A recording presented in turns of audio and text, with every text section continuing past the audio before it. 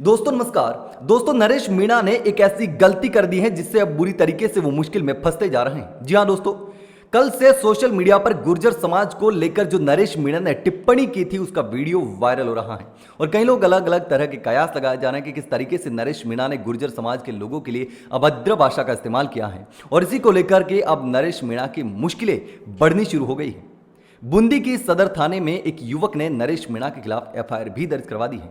नरेश मीणा का ये वीडियो देखिए सबसे पहले तो, क्योंकि वीडियो देखने के बाद ही ये पूरा मामला समझ में आएगा कि आखिर ये माजरा क्यों है और क्यों आखिर नरेश मीणा के खिलाफ केस दर्ज करवाया गया है। और मैं वो गुजर भाइयों से कहूंगा, बूंदी के गुजर भाइयों से, कोटा के गुजर भाइयों से, अरे डूब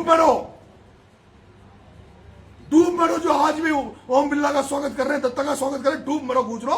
एक तरफ लिखा जाता था वीर गुजर जो हिजड़े, वो जो गुंजल के साथ नहीं थे, बिरला के साथ थे, वो गुजर हिजड़े हैं, वो वीर नहीं है, वो नामर्द हैं, वो अपने देवनारायण भगवान की औलादे नहीं है, वो देवनारायण भगवान की औलादे नहीं है। उनसे अभी भी कहता हूं सचेत हो जाओ, जाग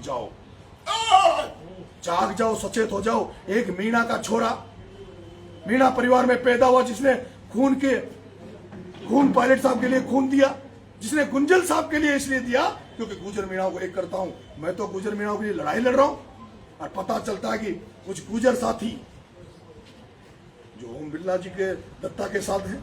तो आपने देखा वीडियो में कि किस तरीके से नरेश मीणा ने गुर्जर समाज को लेकर के कहा था कि जिन लोगों ने प्रहलाद गुंजल को वोट नहीं दिया, ओम बिरला को वोट दिया है, उन लोगों को डूब मरना चाहिए, वो गद्दार हैं, वो हिजड़े हैं। मतलब इस तरीके के शब्दों का नरेश मीणा ने अपने बयान में इस्तेमाल किया था और उस वीडियो की जो छोटी सी क्लिप है उस क्लिप को काट करके सोशल मीडिया पर वायरल किया जा रहा है और उस वायरल होने के बाद ही ये पूरा बवाल खड़ा हुआ है। लेकिन एक बात तो साफ है कि नरेश मीणा की एक छोटी सी गलती ने नरेश मीणा को मुश्किल में डाल दिया है। 8 महीने की जेल पहले ही वो काट के आ चुके हैं और एक बार फिर से नरेश मीणा की इस भाषा ने, इस बयान ने मुश्किल में डाल दिया है और दुश्मनों को बड़ा मौका दे दिया है।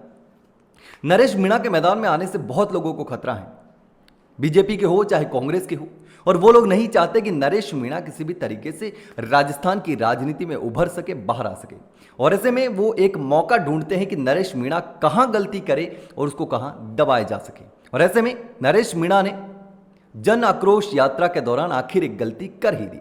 छोटी सी गलती, लेकिन ये बड़ी गलती होती जा रही है क्योंकि विरोधियों के हाथ में एक हथियार आ चुका है और वो इस्तेमाल करेंगे नरेश मीणा के खिलाफ। और ऐसे में बूंदी के सदर थाने में एक युवक ने नरेश मीणा के खिलाफ, गुर्जर समाज का जो युवक है उसने नरेश मीणा के खिलाफ एफआईआर दर्ज करवा दी है और कार्रवाई की मांग की है कि नरेश मीणा ने गुर्जर समाज के लिए अभद्र भाषा का इस्तेमाल किया है, गाली दी है, गद्दार शब्दों का इस्तेमाल किया है और ऐसे में नरेश मीणा के खिलाफ कार्रवाई की मांग भी की है।